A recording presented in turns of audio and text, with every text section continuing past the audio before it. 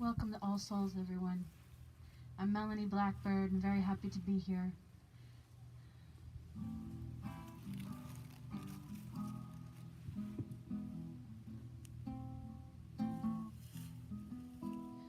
Wade in the water, wade in the water, children, wade in the water.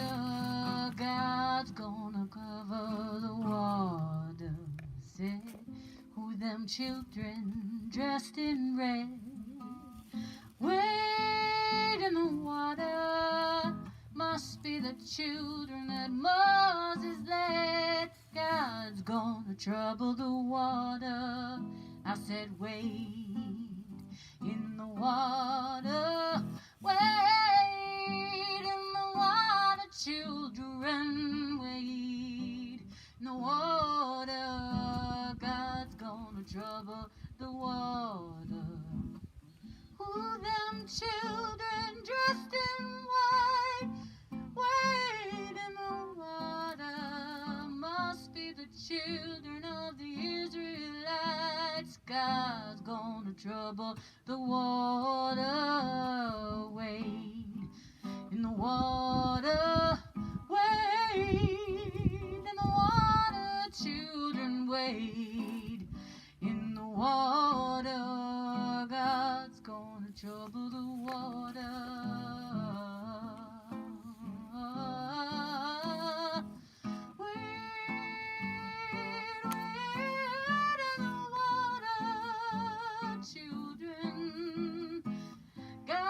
Trouble the water.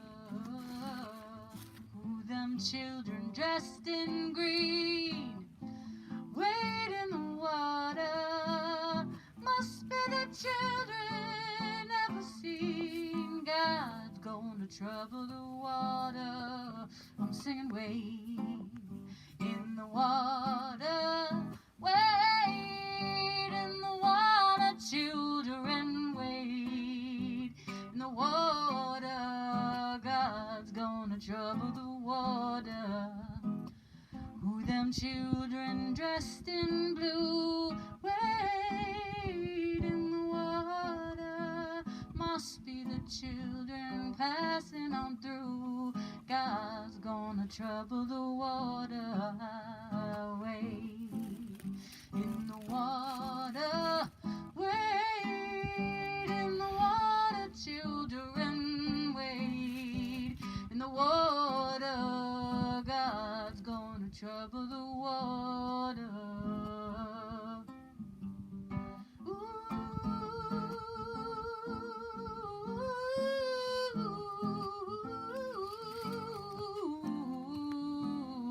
God's gonna trouble the water. Who them children dressed in black?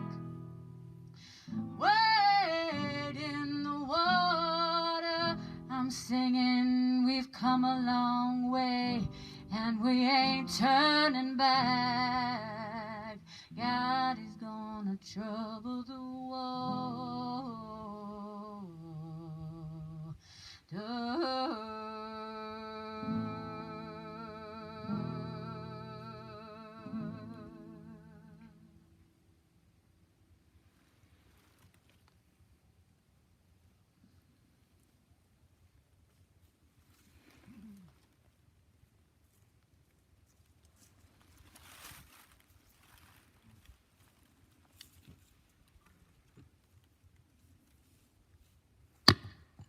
Thank you, Melanie. It's great to have you back with us again this evening.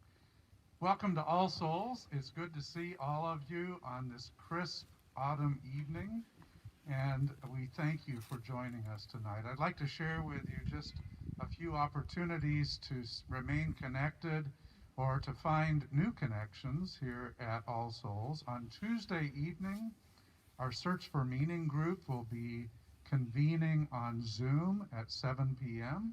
They're beginning a new book this week, but you do not have to have read it in order to participate. So check out our website for more information. On Thursday evening, our men's group will be convening at 6 p.m. Michael Muzzy and Jim Koenigke, along with Srinivasan, coordinate that group. And if you're interested in joining for deep discussion and connection, there's a link on our website to get more information. Now, you may be wondering about what's going to happen next Sunday, because as you remember, our clocks are going to fall back an hour, and that means that when we gather here at 5, it's already going to be pretty dark and likely fairly nippy. So we're going to be changing our schedule a bit next Sunday, and we're going to give this a try for the month of November and see how this goes. Every other Sunday, we'll be gathering at 11 a.m. for Music and Spirit. So we will be back here next Sunday, the 1st, at 11 in the morning. We figure there's plenty of daylight. It's likely to be a little bit warmer than it will be at 5 in the evening. And then on the other Sundays, we'll be gathering at that same time at 11 a.m. for an outdoor walking meditation. So there will be more information about this in your newsletter that comes this week, as well on the website, but I just wanted to let you know, if you show up in the dark at 5 p.m. next week, we won't be here. We will have gathered at 11 in the morning. So we hope you're able to join us then. I wanted to give you a little bit of information about Melanie, in case you haven't heard her or met her before. Melanie Blackbird Sroka sings, plays the piano and guitar, and she also dabbles in all kinds of creative musical endeavors. Her love of the earth permeates all of her original songwriting, and she is blessed with experiences in a multitude of styles, including original music, jazz, classical, reggae, blues, and beyond. She loves the music of the world as it represents all of the glorious peoples in the world. So it's really good to have you back with us again, Melanie. Thank you. For our opening words this evening, I'll be reading from the words of, if I can get the page turned, Everett Howe.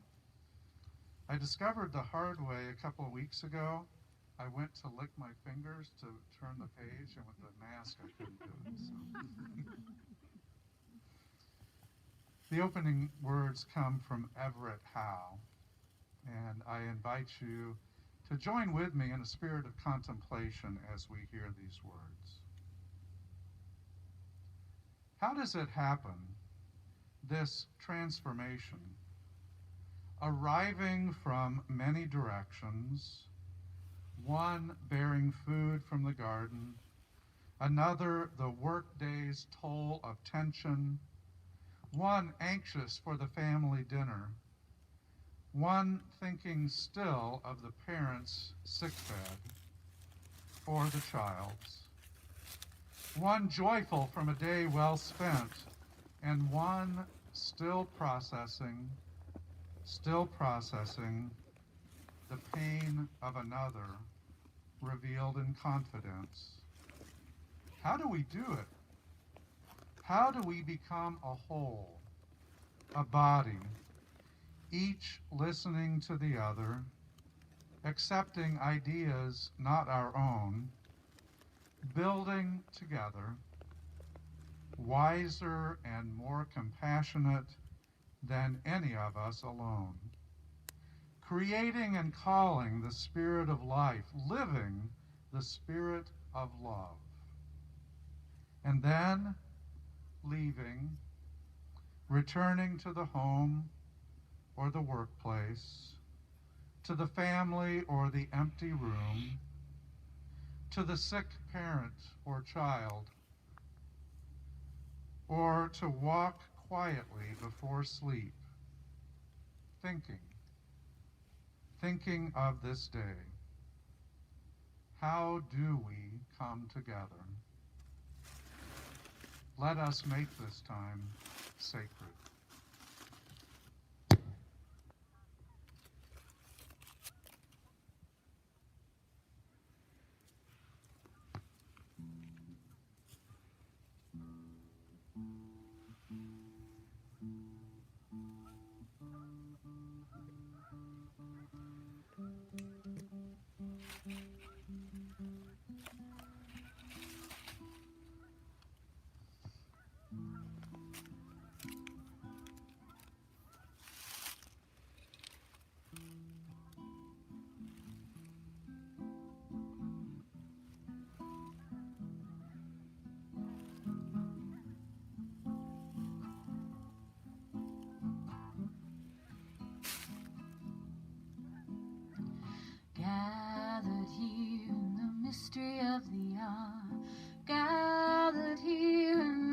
strong body, gathered here in the struggle and the power. Spirit, draw near, gathered here in the mystery of the hour, gathered here in one strong body, gathered here in the struggle and the power. Spirit, draw near.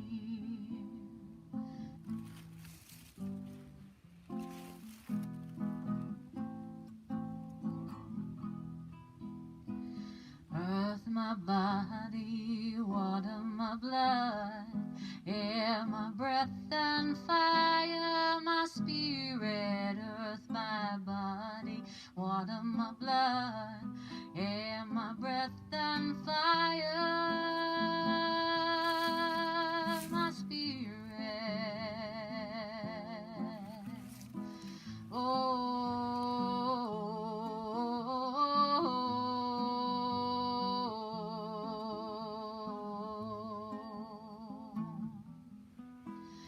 And gathered here in the mystery of the hour, gathered here in one strong body, gathered here in the struggle and the power. Spirit, draw near, gathered here in the mystery of the hour, gathered here in one strong body, gathered here in the struggle and the power. Spirit, draw near.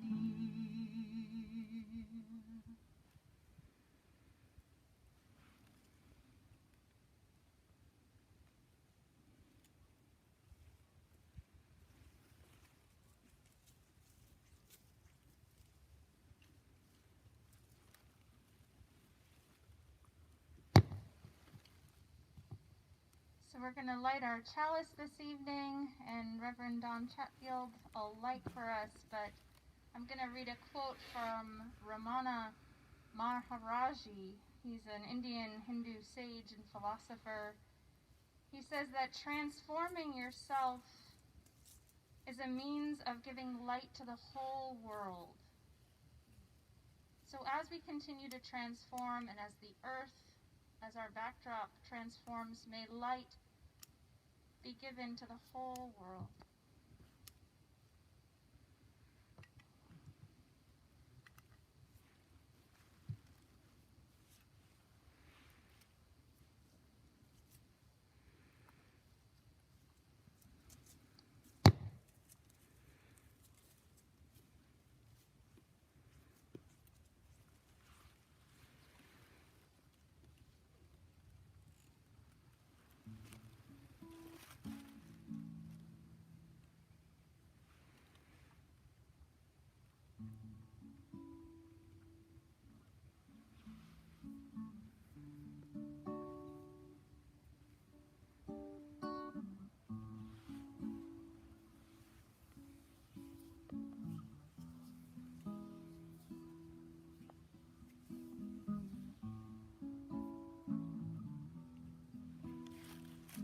Om Namah Shivaya, Om Namah Shivaya, Om Namah Shivaya, Shiva Om Namah. Om Namah Shivaya, Om Namah Shivaya, Om Namah Shivaya, Shiva Om Namah. Om Shiva, Om Shiva, Om Shiva, Om Shiva, Om Shiva, Om Shiva, Om Shiva, Om Shiva, Om Shiva,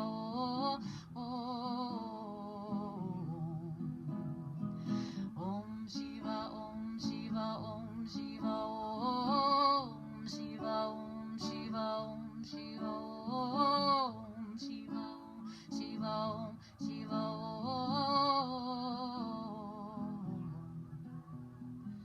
Om Namah Shivaya, Om Shivaya, Om Namah Shivaya, Shiva Om Namah. Om Namah Shivaya, Om Namah Shivaya, Om Namah Shivaya, Shiva Om Namah. Om.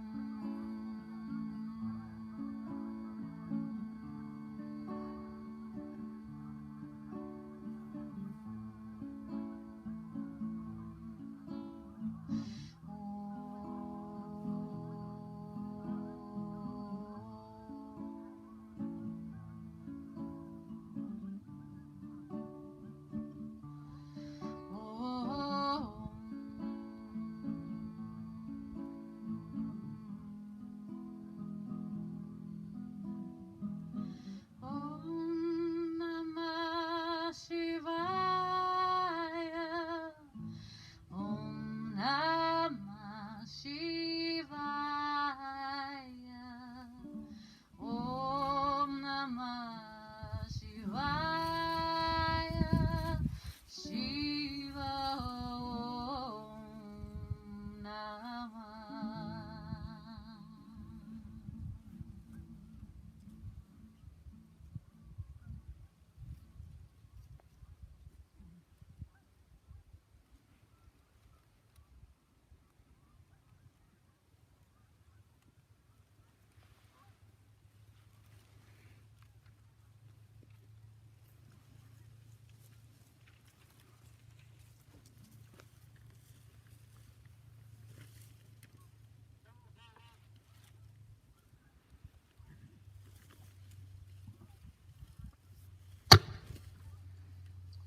Just let me check in first before I begin. How are you all doing warmth-wise?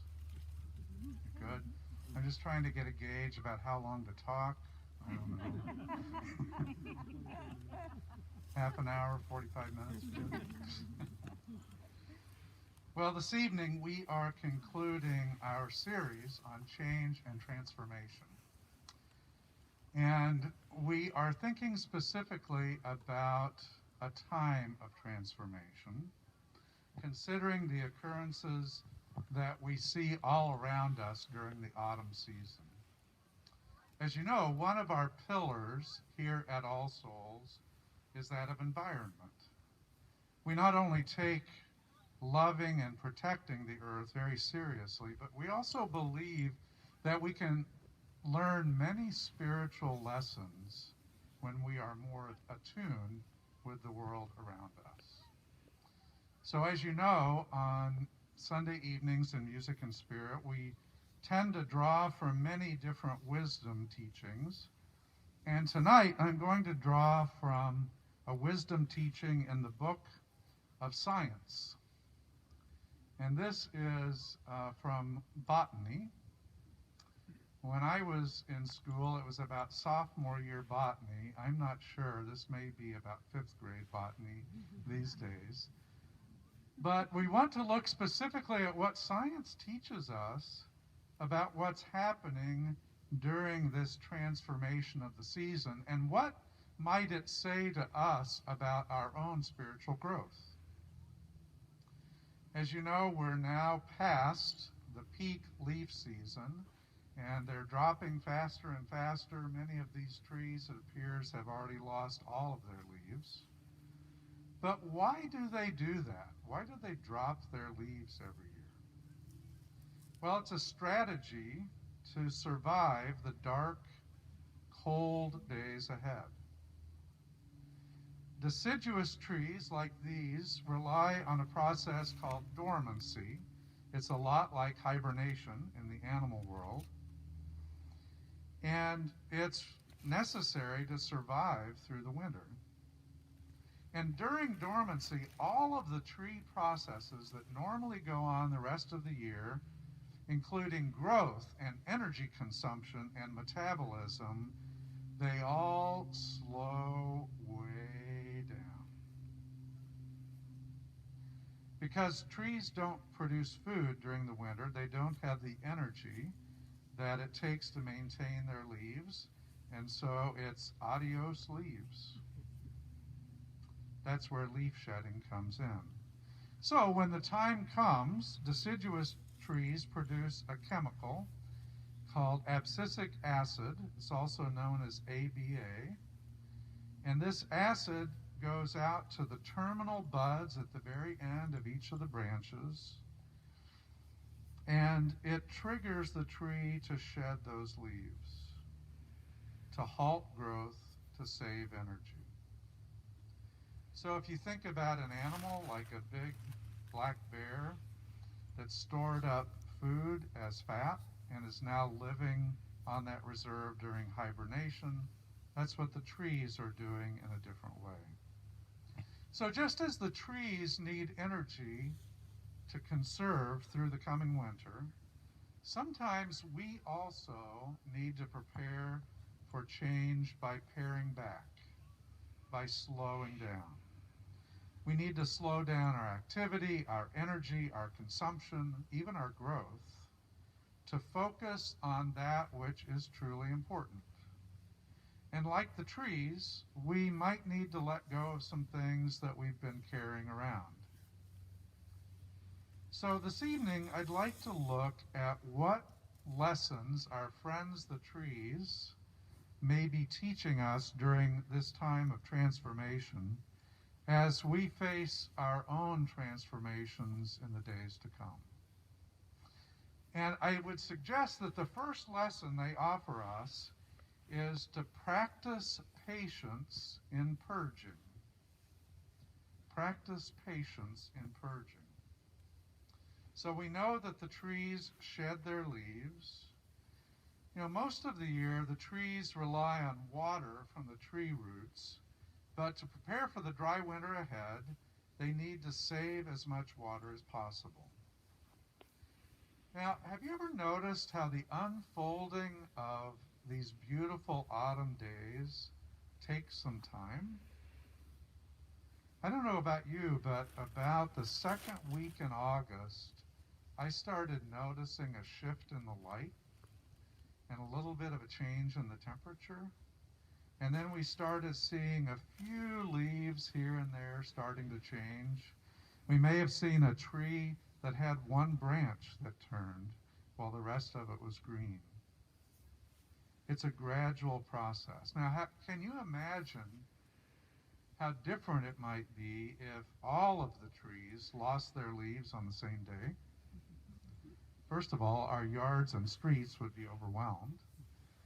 But fortunately, that's not the case.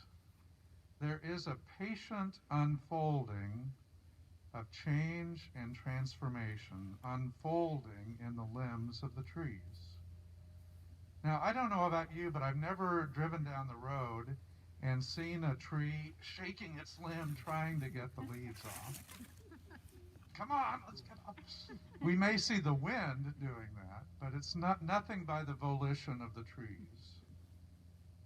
And too often when we're going through a change in our own lives, we try to rush through the experiences and the circumstances. And this limits their capacity to transform us. So by practicing patience, we can take a gentle cue from the falling leaves and practice patience. Everything is falling into place. It's our time to slow down and to make space for renewal. And we find that with patience, we see more, we feel more, we learn more. Less rushing in our life means more life in our days. I don't know if you've ever practiced mindful eating. It's a practice where you take a bite, put your fork down, and very slowly chew it. Notice the textures, the flavors, the tastes. That's what it means to slow down and experience more. The second lesson that I think the trees would share with us about navigating a time of transformation is to drink up for dark days. Now, in this case, I mean water. The trees drink up plenty of water, storing it in their trunks for the coming winter. And that's why when there's a time of drought, there's often concern about the health of trees, wondering if they've gotten enough. Often in our yards, we might give them extra water and put some mulch down for the winter to keep the ground moist. So before winter arrives, trees make sure that their cells are protected from frigid temperatures because all year long they've been transferring water into their cells. And then, as the temperatures drop, the trees move that water from the cells to the tiny spaces on the outside in between the cells. And that way, the cells won't freeze as the temperature drops. They create a protective barrier. So my question for you this evening is, when you see dark days coming, how do you stay spiritually hydrated? For many of you, I know that spending time in nature is so nourishing for your soul. So perhaps it's time to stock up on some new thermal underwear or insulated gloves to make sure that you can still spend time outside this winter. As the old Vermont saying goes, a friend of mine here taught me, there's no such thing as bad weather, only inappropriate clothing. So let's make sure we're ready to continue to have that connection during the winter. As you know, here at All Souls, we aim to inspire inner peace and to cultivate a connection with the divine. And sometimes that connection comes from spending time in nature. Sometimes it comes in meditation or prayer. Other times it may come from journaling or creative activities. I think that as we consider staying spiritually hydrated, it's important to remember to drink from the well springs of the world's wisdom traditions. So what wisdom traditions do you enjoy reading? Perhaps it's the Bhagavad Gita or the Dhammapada. It might be the Torah or the epistles of St. Paul or the Quran.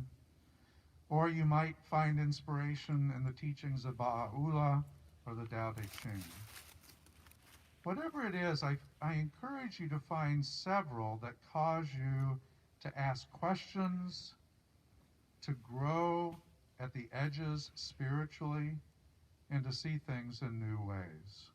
It's also a great idea to get a good reference source to read along with it, so you understand a little bit about the cultural context in which it was written. And if you need help finding those, we have many good ones here in our library. And during the pandemic, yes, we do offer curbside delivery of library books. So just give us a call and we can help you with that. As Max Dupree said, we cannot become what we want by remaining what we are. And so as we drink from the well springs of wisdom, as we stay spiritually hydrated, we're preparing to become. And then the final piece of advice that the trees might share with us as we navigate a time of transformation is to go deep inside. To go deep inside. So once it's cold enough, the water outside the cells freezes, and what happens is that creates a spurt of heat that protects the cells. And at the same time, sugars, proteins, and fats build up inside the cells. And that's another way that trees defend themselves against the cold. So you see, once the trees have prepared themselves externally by shedding their leaves and moving water to the edges, they begin their internal work. Because they've taken the steps to protect their outer layers from harm and sub-zero temperatures, they now have the resources to produce the energy internally to thrive throughout the winter. So imagine this. Let's say this tree right here with a nice gentle curve.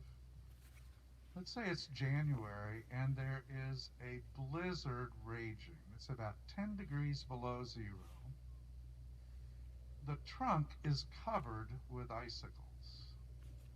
But no matter what's going on the outside, internally, inside the tree, all is well, where none of those harsh elements can threaten the life of the tree. So how are you doing with your internal work? When you take the time to nourish your inner life, you can experience the same production of energy and inspiration. The all-powerful divine spark within you, it can't be touched by external hardships. You might be bombarded with negative political messages. You might be facing financial challenges that are flying at you. You might be dealing with the residue of a relationship. You might have every technical issue known to humans coming up in your machinery around you. Your family members might be at odds with one another. But when you open the door to your inner life, you reconnect with that part of you that has never been hurt, that can never be threatened, that always lives in strength. You remember where you came from and of what you are made. You know that you are whole and able, and you're able to see grace at work in your life. It's a great gift to be able to see grace at work. I often hear people telling stories about things that show up. Philip Yancey tells the story about a friend of his named Tom, who was a lovable guy in college who stopped going to any kind of religious activities as he went through college. And then years later, his live-in girlfriend decided she wanted to start attending a spiritual gathering because she was going through a crisis. So Tom reluctantly agreed. And that morning, as they were preparing to go, he pulled out his guitar, and from memory, he pulled up 3 hymns that he remembered singing as a kid. And his girlfriend said, "Those are beautiful. What is that music?" So he explained the words to the hymns and where he had learned them. Well, they chose a spiritual community out of the phone book, someplace they'd never been before, where they didn't know a soul. They sat down as the service started, and you know what happened, right? The congregation sang every one of those 3 hymns that Tom had played that morning. And Tom was so surprised, so rattled, that his whole life began to shift. And Philip, as he was telling this story, said, "I just had to laugh in surprised joy. Think of the coincidence of those 3 hymns being played the one Sunday that Tom dropped into the service. Was that a miracle? I don't know, but it sure seems like grace. And when we're doing our internal work, we're much more attentive to the grace that shows up in our life. So I encourage us to look to the trees and how they navigate this time of transformation. And may we learn to be patient as we let go of those things that no longer serve us. Let us drink deeply from the well springs of wisdom to protect us during dark days. And may each of us go deeply within to experience our true power and our true worth. And may we remember that The promise of continued life is written in every autumn leaf that falls.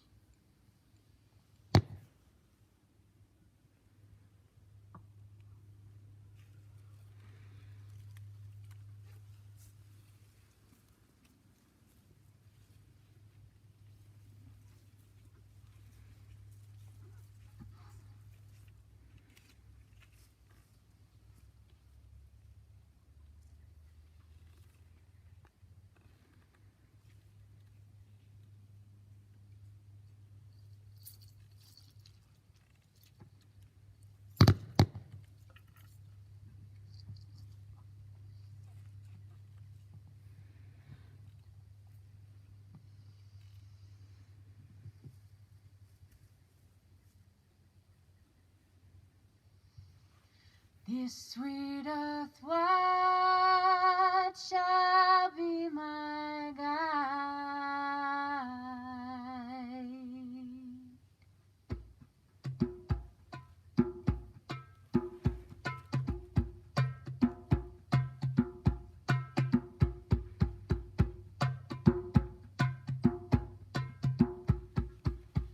Waterfalls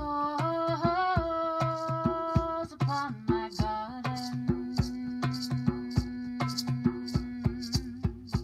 Water from the earth.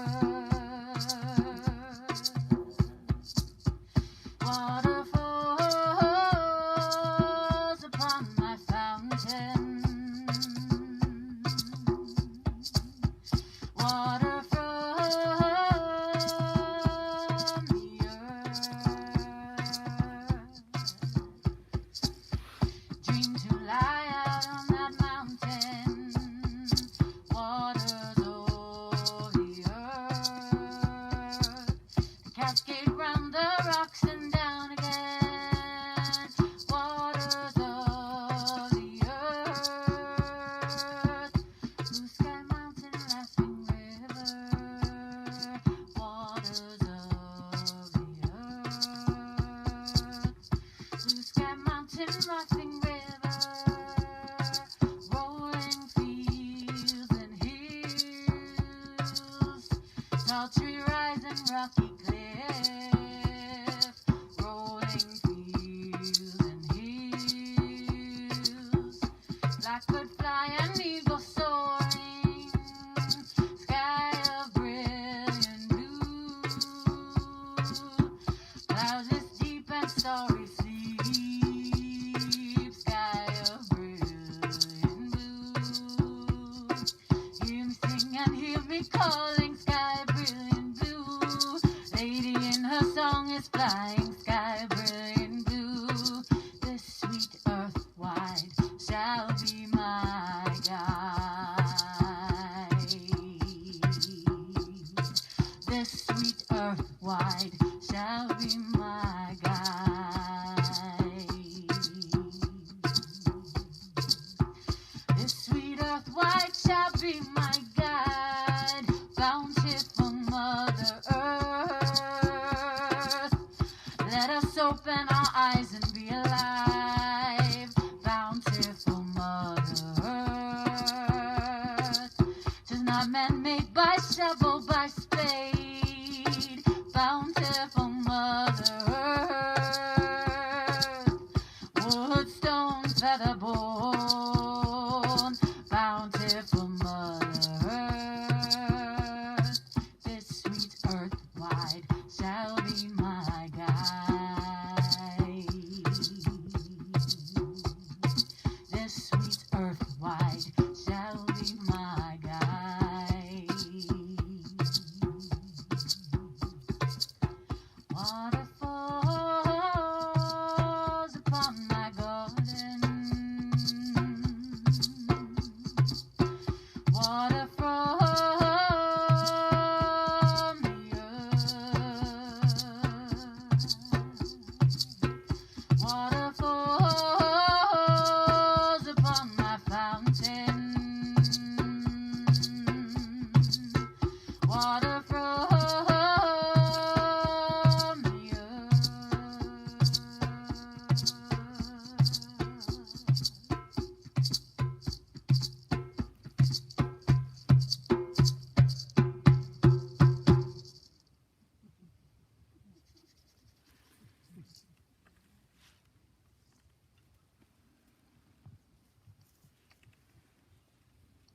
can feel the transformation in the weather, the transformation the sun makes.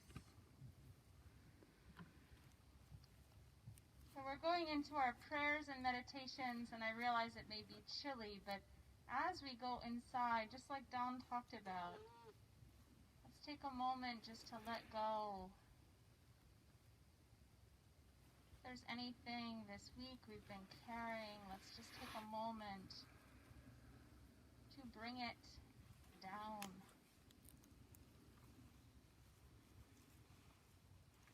We can imagine it like a leaf just falling off, going down into the earth, being composted.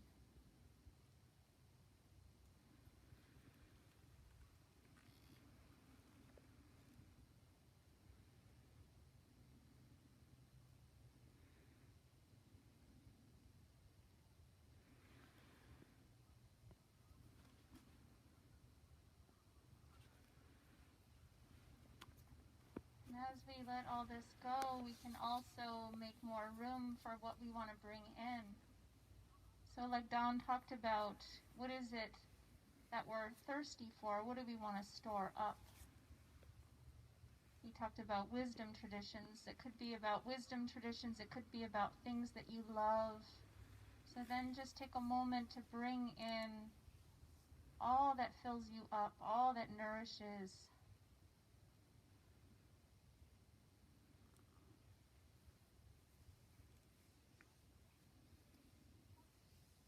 Giving gratitude for all of those things, those people.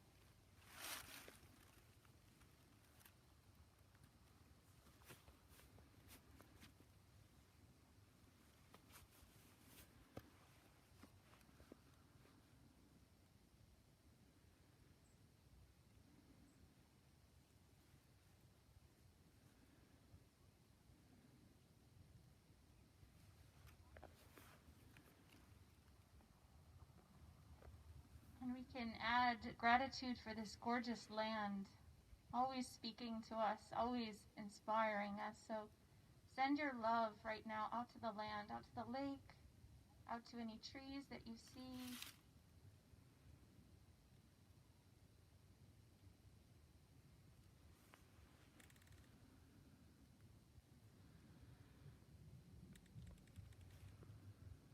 And Dawn also talked about going deep within, that the trees know how to go deep within. So we're just going to take a moment just to reflect deep within our own lives and offer some prayers for ourselves and for our loved ones. So people that you may know that may be struggling, or maybe it's you, things that have been challenging. Take a moment just to bring whatever prayer needs to come to those things. You can say it to yourself. You can send it out to those who need it.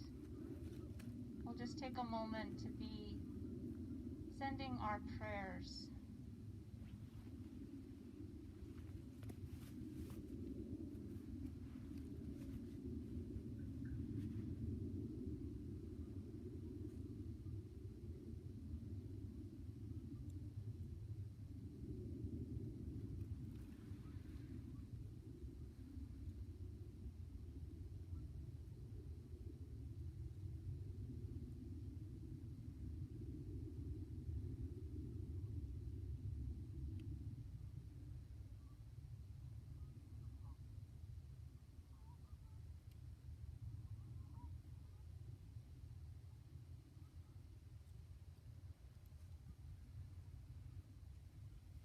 I want to bring in a couple special prayers this evening. I know a lot of you know Susan Gay. She's a part of our community. She comes to both the meditation groups and a lot of the groups online, and she comes to Music and Spirit. And I don't know if a lot of you know, but she had gone to the hospital. She has a brain bleed. So I thought what we could do is picture Sue, if you know her, and actually picture her brain. And we're just going to offer space and healing to Sue.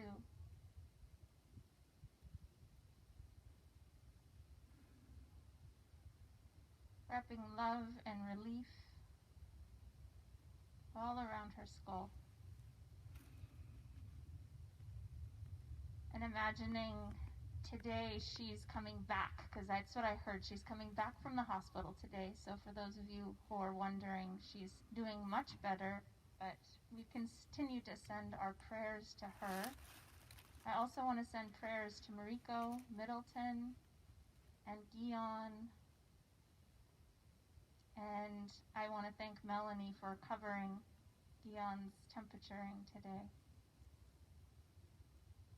So just sending prayers. I'm sure there are more people in your life that you can bring in.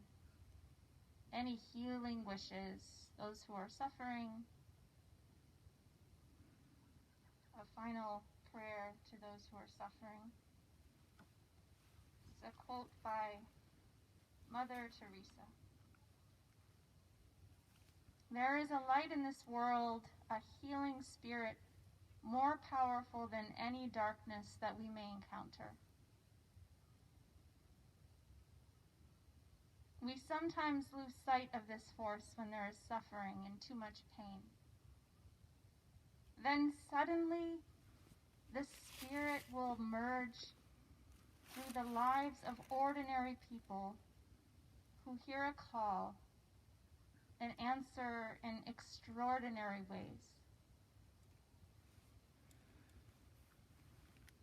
So may we continue as a community to hear a call, to hear the calls of our own souls, to hear the calls of those who are in our community and the support they need, the calls of our external community, including the plant, animal, all worlds.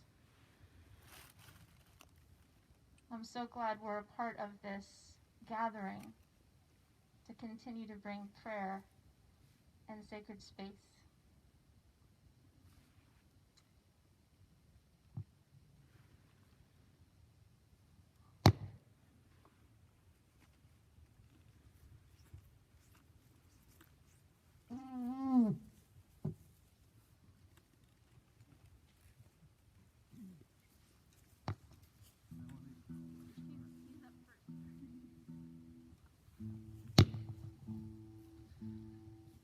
This is the time in the service when we like to thank you for your support through your offerings. There is an offering box at the top of the hill that we are glad to take donations this evening. It's also very easy to donate online, and we're so grateful for your generosity, especially during this period when many of our other revenues are down. And we want to take this time to bless all of the offerings we've received this week. Divine love as us blesses and multiplies all that we have, all that we are, and all that we give.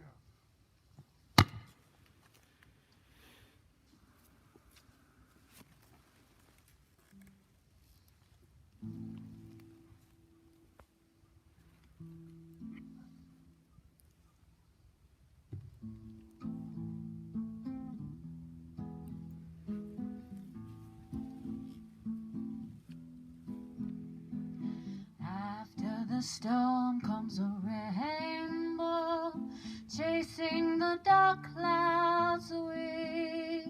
The light that is felt is a healing light, bringing a brand new day.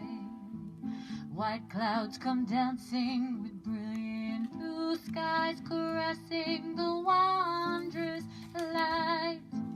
Myriad colors are flashing, my eyes blessing this angelic sight. But take these broken wings and bend them to fly.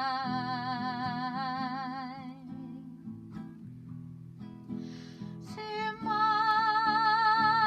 heart is opening to the joy of life's earth left light.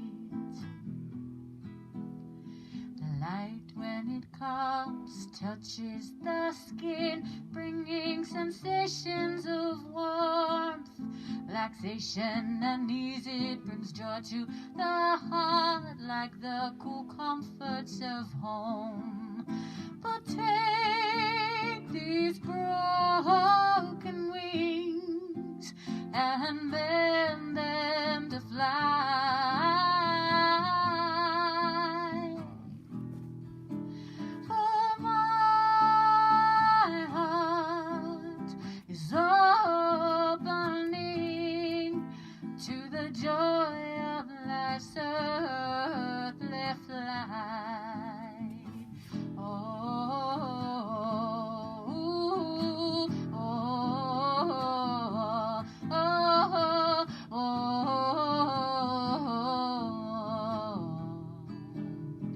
After the storm comes a rainbow. After the storm comes a rainbow, chasing the dark clouds away, chasing the dark clouds away. The light that is felt is a healing light. Light that is felt is a healing light, bringing a brand new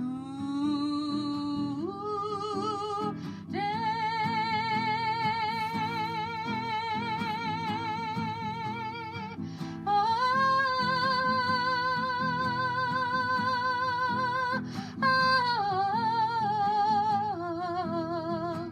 Bringing a brand new day, bringing a brand new day, bringing a brand new day.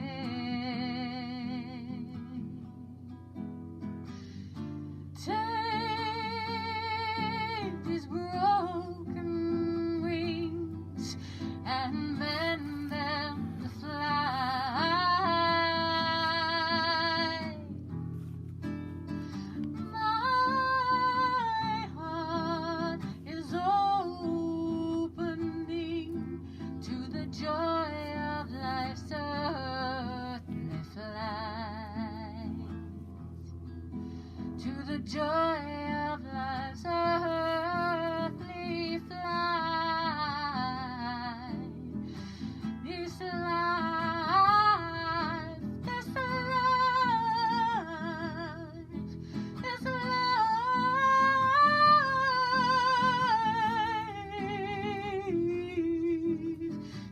life, this life, this life. Oh, take these broken wings and mend them to fly, and mend them to fly.